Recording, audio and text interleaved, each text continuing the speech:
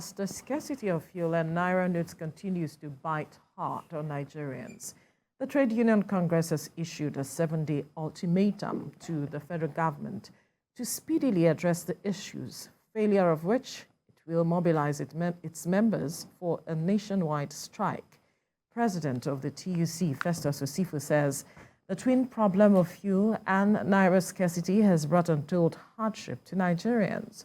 According to him, never in the history of the country have Nigerians been subjected to the nightmare of being unable to access their hard-earned money in the banks, leading to business closures and inability to pay for food, transportation, and medical bills, amongst other necessities. The TUC says its members are already on red alert, while they look out for improvement in the crisis before the expiration of the ultimatum. Joining us now is the Secretary of the Trade Union Congress Lagos Chapter, Comrade Abiodun Aladetan. Good morning. Thank you for joining us on TUC Breakfast. Good morning. Great to see you. Thank you. Thank you. It is interesting to see the statement coming from the TUC at this time. There are those who are asking, why wait till this point before speaking? Yeah, first of all, let me say thank you for this opportunity for us as a trade union to actually, put the record out there. As a trade union organization, you don't just, take actions. There are certain procedures that you have to, follow. There are certain organs that must be also consulted before decisions are made. And you also know that there is this popular saying that the hottest part of hell should be reserved for those who, in period of moral crisis, maintain their neutrality. I think presently we are experiencing a moral crisis in Nigeria, and every stakeholder just have to come out and state their position clearly. And I think what is happening presently in Nigeria, the trade union organizations and workers are not immune from it. So therefore, it behoves on us as an organized labor to actually speak up on this matter. And I think there is no more time to do that than now. So that's why you actually saw that statement from the national leadership of the council directing the federal government to urgently do the needful before it's too late. All right. As it is, of course, the realities of what Nigerians are going through is there. Everybody, in fact, those who are within the country and those who are not, can really see and hear the realities of it. However, this ultimatum, we hope that something happens, something good happens. But if he elapses and nothing happens, what's that ultimatum? What's going to happen after that time? Yeah, you see, when you issue an ultimatum, it is not something that is not an instrument that you put out there if you don't have the ability to see it through. So I want to say it here with all sense of authority that the Trade Union Congress, like from the statement, members have been put on red alert. And when you say that, what we are simply saying is, you've directed all your state councils to actually start the normal consultation and mobilization. You see, this thing is all about the Nigerian people. So the question is, as a worker or an average Nigerian, what do you really want? Because you don't just take decisions that your members will not key into. So if you consult with your members and your members are saying, we can't stand this anymore, we have to do this, let's go to the street, let's do picketing or let's go on any of the industrial action, it behoves on you as the leadership to follow what your members want. So the issue now is this. After the expiration of the ultimatum, Congress will definitely call, you call the necessary organs and you x-ray the present situation of things, and there a decision will actually be taken.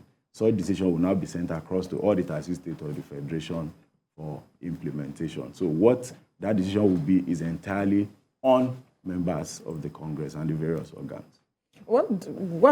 Give us a picture, because if after 7 days and you take a decision, I'm wondering what kind of decision would force the hand of the government to change the situation that is already on the ground, if not perhaps a strike? Yeah, you see, a lot of people don't actually know that. You see the political class, there is something unique about the political class that most Nigerians don't really know. You know, we, the average Nigerians, it is we that cannot even access our money. It is we that are having challenges buying fuel at the filling station. But for the political class, the truth is this: they own banks. These people who have private jets, they can move from one location to the other. They are immune from all these things. So all you need to do as a strategic organization is to look at those things that you know will tamper with their interests. For example, I'll give you a very good example. If you notice recently, there is a law that was passed about not allowing the aviation sector to have industrial unions. You know why? The reason for them doing that is because they know that whenever they are, what is it called, you're having fuel issue, they don't go by road. They fly from one location to the other. So they know that once the aviation sector is crippled, it affects them. So that's why you see that they are using the instrumentality of the law to actually, you know, frustrate that particular sector, knowing fully well that workers are beginning to understand that there are certain things they rely on to, you know, to do their normal activity. And as we speak, we have union in almost all sectors. So one strategy we will not put out there is that we know the area we can touch. And I bet you the political class will definitely bow to pressure. I can say that authoritatively. What area is this? You know, for example, this is a country that relies entirely on what? This is a country that relies entirely on crude oil. We know what it does to the economy of the country. There are unions in those sectors.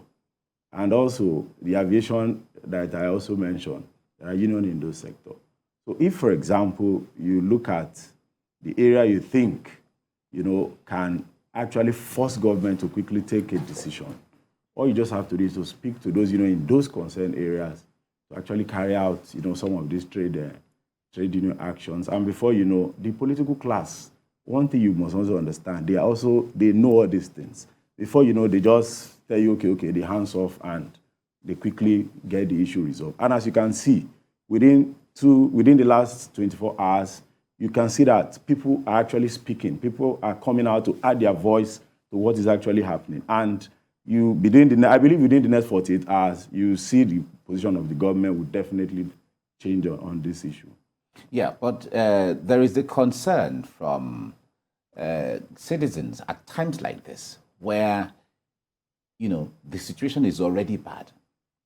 And let us assume that the ultimatum passes, and government is still trying to find its feet and then find solutions to all of this, where the union decides to either go on strike or carries out any of this action.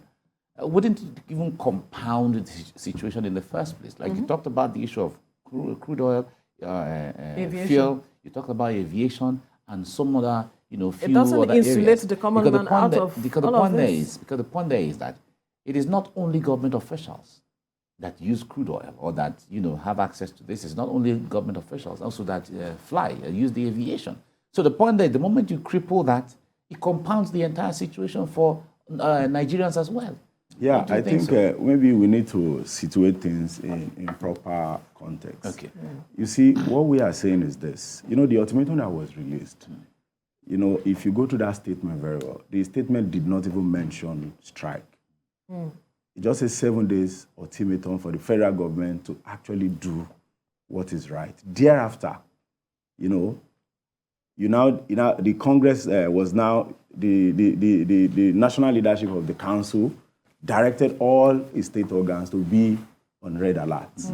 So what we are saying is, you know, when you say trade union action does not necessarily mean strike. Trade union action could be, protest could be a means of, some of the protests you see outside are actually not coordinated, you understand? So it could also be an option. We are not saying that is what it will be, but it could be an option because the leaders will also sit, like I said, weigh the options properly, look at what are the advantages and the disadvantages of a particular action at this material time. We must also remember we are approaching an electioneering period. You know, the issue of the normal Nigerian will suffer this. As I speak today, are Nigerians not suffering? You know, as we speak today, the economic life of almost everybody has been eroded. People have money in banks, they can't access their money. I was at the bank some days ago, after queuing for a long time. When it got to my turn, somebody said, you don't have banknotes. You know, it is very painful. Presently, let me also tell you, like some of us have observed, you see, there is a clear disconnect between the political class and the average Nigerian. You see, I watched the CBN governor give an analysis of how they have, agents doing cash swap. You know, I was listening to some of the things this man was actually saying. You know, I came to one realization that it is either this man does not live in Nigeria or probably he is wrongly briefed. Because some of the things he's saying, we can't even see it. He said there are people at the interlands doing swap. Do you know in the riverine part, I have people there. I called. In fact, people haven't, it has gotten to a stage that people can't even feed. And there's this issue that when man is confronted with annihilation, he only understands one word, and that word is survival. Survival. And that is why you notice that people are now looking for where to vent their anger, and the only thing they see are the banks. And the CBN is not even helping matter, because I watched some of their viral videos where they show few banks that are, you know, carrying out some of their, you know, shady deals. You put it on social media, inciting the people against the banks. The truth is, these notes are not available. So presently, Nigerians are going through a lot. I can say it will be on record that this will be the first time that Nigerians will face this twin crisis of cash scarcity and fuel scarcity at the same time. And to make it more painful, it is coming at a period when we are approaching a major election. And this has actually led to several conspiracy theories from different people. Some people will say, some people don't want the election to hold. Do you know, I was also analyzing to someone. I said, in all this cashless economy, arguments, who benefits the most? I said, have we bothered to interrogate it? Because the truth is, some of the actors, some of the proponents of these policies, we actually front the advantages of this policy to us. Tell you that it makes transactions seamless, it curbs kidnapping, it does this, it does that. But behind every policy, there are drivers of policies. The question is, what is their real motive? Are they really sure that they want to help Nigerians to do things in a seamless, smooth, and, you know, very organized manner? Is that their major goal? And I also asked a question. I said, in all these, whatever, okay, let's take a look at the statistics. When you introduce a policy, that's why I said CBN should have consulted widely. And I want to say it here, without fear or favor, that the CBN governor has not consulted widely on this policy, because this is a very sensitive issue. Monetary policy is very, very sensitive. If the CBN had consulted widely, there is no way you have different Nigerians representing different sectors coming up to speak against it. Right. You understand? There is no way you have it. So one thing I think the CBN should have done was to consult widely, because the timing itself, you don't just come. What if your policy should fail approaching an electionary period? Are you saying the election should not hold? Also, if you look at it very well, when he was addressing the INEC chairman, why do you think the INEC chairman had to go and approach the CBN governor? Probably the INEC chairman too is already exercising certain element of doubt that hope this thing won't affect this exercise. So there was a need for him to go and approach the CBN for an assurance. And what did the CBN governor? He said, if it's cash you need, we'll give you cash. Right. You know, I was just looking at it, I was like, so it's only CBN, it's only INEC that you can release money to. Okay. The question is, if INEC wants to conduct election, who are those who are coming to vote? Is it not the average Nigerian? What if the average Nigerian before then, they set up the country in flames? Are you telling me that election will hold? So sometimes some of these policies, they don't consult widely. And again, what's the percentage of those who have a bank account? What's the percentage? There's a recent report from World Bank Group, this internal paper that was released in February. He said 34%. He put it at 34%. I'm talking of February 2022 report. 34% of Nigerians have bank accounts. Look at the percentage that does not have bank accounts. And also that report stated clearly that 9% of Nigerians, 9% use online digital platforms for personal or business transactions. So when you want to make policy, when you put all these things in proper perspective, you must ensure that whatever policy you are going to dish out must have human face. So from your opinion, it wasn't properly thought through? I believe the policy is a good policy. Right. However, the implementation is very, very bad. Very, very bad. Because people were not carried along. Because I know if they have called critical stakeholders in the sector, and also, let me also make this point. A critical stakeholder in this is even the telecommunication and what's it called sector. I can say it here that I doubt if they are even involved in this whole process, if they were carried along. If you notice critically, within this period that we started having cash challenges, even online transactions became a serious problem. Then experts will argue that the bandwidth that you have, is it enough to even accommodate this policy you want to hurriedly just introduce to Nigeria? And we give example of even civilized climes. For example, UK recently, where you have, the death of the Queen, they were supposed to introduce, a new currency with the face of the new King, King Charles. If you listen to what they are planning, they are not even saying they should just change the whole thing just like that. They said it's going to be what? A gradual process. Even it will take years. And it's not only UK. We have other examples. We have Canada, even Australia, where you have some of their currency with the face of the Queen. They are also not in a hurry to take it off. So what they are saying is it's going to be a gradual process. So which simply means that there are standard, global best practices on how to introduce things like this. So it is very unfortunate that we have a system that dish out policy that does not have human face, right, that dish out policy who probably are trying to target maybe some select the Syrian governor had said one of the reasons he gave for the policy was to address matters of vote buying.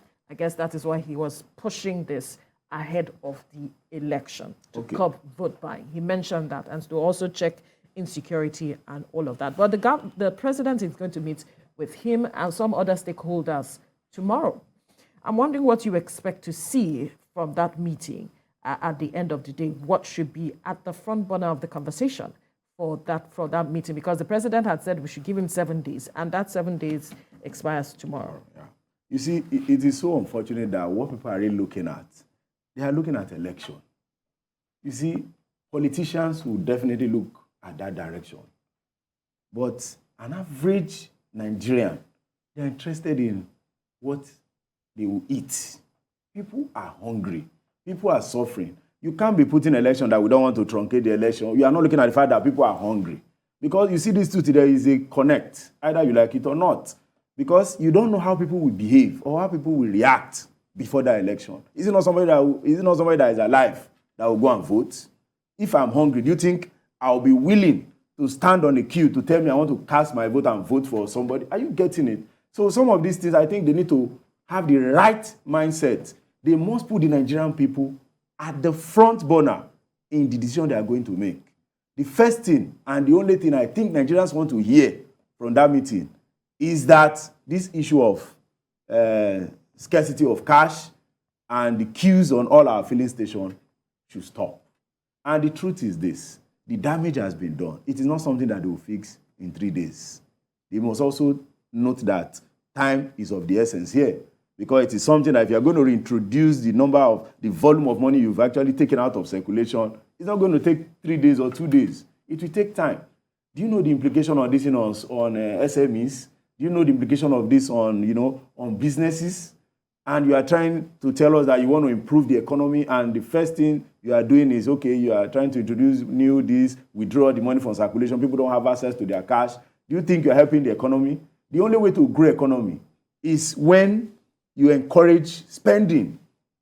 And that's why, if you notice, as worker, we always tell people that if you want to grow the economy, we always push that, put more money in the hands of workers. You know why? Because an average worker in Nigeria don't have savings. Because they are the only set of people who, once they collect this money, they spend it. Once they collect it, they spend it. So it helps to even stimulate the economy. Though that's an unfortunate situation because we don't encourage people to spend all their money, but that is what, that's where workers have found themselves in Nigeria. So if people are coming up with economic ideas of ways to improve the economy, then you now have those who are saddled with this responsibility of making things work, now sit down in their own comfort zone because they are immune against some of these challenges that we average Nigerians go through on a daily basis. They don't dish out policies that does not have relationship with what is really on ground. I think it is very, very unfortunate. All right, so yes, just a day ago or so, the Supreme Court came up with a ruling, halting the 10th of February deadline for the swap, the Naira swap. Is making headlines. Nigerians are reacting and all of that. So is that ruling in tandem with what the TUC wants at this time? You see, one thing about those who went to court, like I said, different actors have different interests. Those 3 governors that went to Supreme Court, the information they put out there was that they are doing it on behalf of Nigerians. Those 2 who are saying that, no, we'll go by the deadline of February 10th, they are also telling you that it is also in the interest of Nigeria because they want to curb vote buying. So if you look at it critically, everybody is claiming they are in or they are supporting the Nigerian people. But I want to say that behind all these moves, there are personal interests there, which not until you investigate from close range before you begin to see that people have different motives. So as TUC, all we are looking for is that life must go back to normal. How do I mean by that? People should go to the bank the way they've been going before now and have access to cash. People should go to their filling station any time of the day and have access to PMS. You see, this is what we want. Yeah, but for all those who went to, you see, the issue, if you notice now, they're already challenging the issue of the Supreme Court on technical ground. Yes. They're already challenging it, telling you that, no, you don't have jurisdiction over this matter. They say, no, what you should be doing is to be going to a federal high court. No, you see, before you know, that alone, by the time you start dragging technicality, you are not even discussing the substantive issue itself. We don't have time for all this legal back and forth. We don't have the time. What we are saying is, let an average Nigerian have access to their money. Do you know, yesterday, I spoke to a friend in the US. This also goes to show you the impact this thing is having. He said he wanted to send money. I think some of them that are there, I think they have a practice of, sending money back home. Of course. He said some of them that are building houses, that are running 1 or 2 businesses back here in Nigeria. He said, you know what they are doing now? They said they can't send money because if they send the money, that their people cannot access the money. So they're already exercising fear that what's the essence of sending money when somebody cannot even access it? So you see, and the impression we're already creating to the international community also matters. Because somehow they are making this country to look like, that these are people who are not even serious. You see, this is a serious matter. And it's so unfortunate that presently we're already playing politics with it. And we are saying Nigerians cannot continue to suffer in this manner. The political class must have conscience. They must have conscience. You see, this country, Labour fought so hard for this democracy that we are all enjoying today. And that is why I can say it here, that Labour will not be part of those who will truncate this democracy. That's why I told you that people have different interests as to what is going on. So it is not something we just come and you just go and take an action. At the end of the day, you'll not be, supporting somebody's interest indirectly. So one thing I can assure you is that whatever decision that the Congress will take will definitely be in the interest of the average Nigerian. That I can say with all sense of sincerity. All right. And that's a fine place to leave the conversation this morning. We must thank you, the Secretary of the Trade Union Congress, Lagos Chapter, Comrade Abiodun Aladeton, for your time on the program. Thank you very much. Thank you.